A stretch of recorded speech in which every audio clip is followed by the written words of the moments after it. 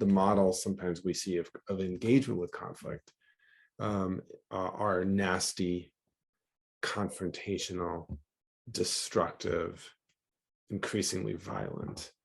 Um, and the transformation or the invitation that I would like to say could be really powerful is that conflict is good.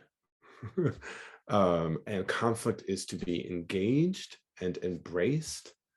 And where we start is conflicts within ourselves. So I was struck by the part of the quote that said, "For we have built into all of us old blueprint of expectation and response."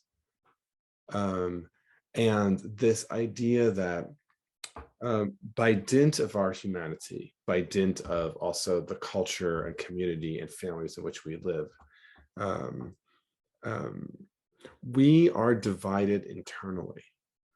Um, and so much of this work of connection, I think, starts within really grappling with these very conflicting identities that we have, um, and actually embracing them and holding them for what they are. Um, and a lot of the work that I do, in my early days, kind of teaching conflict management skills, I would be very focused on training people into what they might say across the table. And I think that can be useful. In fact, I still do that. But so many times I'll be working with someone, and the first thing I'll say is, "Who in your life would do this skillfully?" And they might say Jason or Amber or Anarima or Kate. And I would say, "Well, can we just see how they would do it?" And they do it so brilliantly, so skillfully. And so what I learn is, like, they know exactly what to say. Spending any time teaching them what to say is not a good use of my time or theirs. Usually the challenge is that there's these conflicts, these inner stories about self that are preventing them from being able to do that across the table. And so how do we um, give voice to those really different internal stories without evaluation, without judgment? I think is really powerful and important work. And that leads to the second thing that I know I struggle with. So I mentioned earlier, I was raised Catholic, and Catholics are really, sometimes have a hard wiring for judgment. But ours is a society really across the political spectrum and different orientations that's so marked by judgment. And we do that judgment work internally to ourselves and then of the other.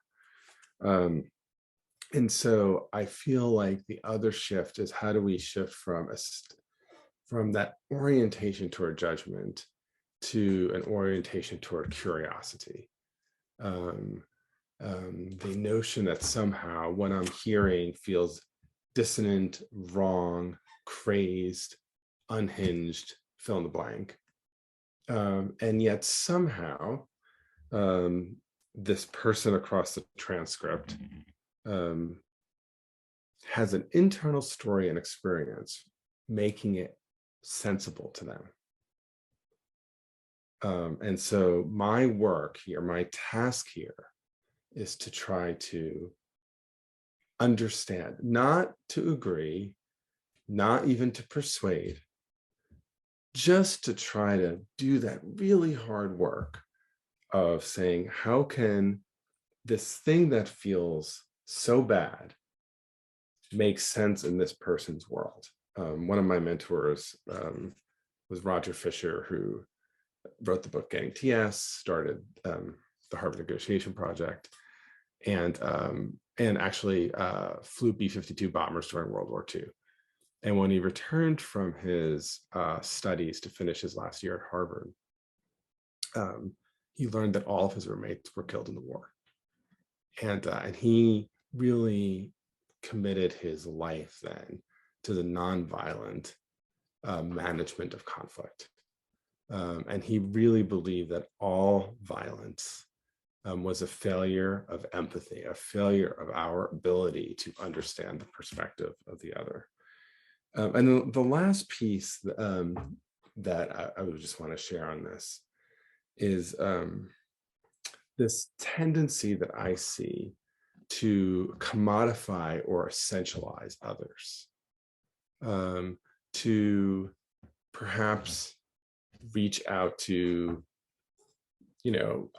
my friend Daniel when I want to talk things politics, or somebody else when I want to talk things, sports, or to see the person at the checkout counter as simply serving me. And this essentialization, this kind of not seeing the fullness of the other person for their full dignity and complexity and story, I think is something that I know I struggle with. But that work, if we could do that better, feels to me would be very transformative, to start the work of the healing, to start the work of the reconnecting. And so all of this means a lot more slowing down and a lot more listening to ourselves and to others, and a lot more grace.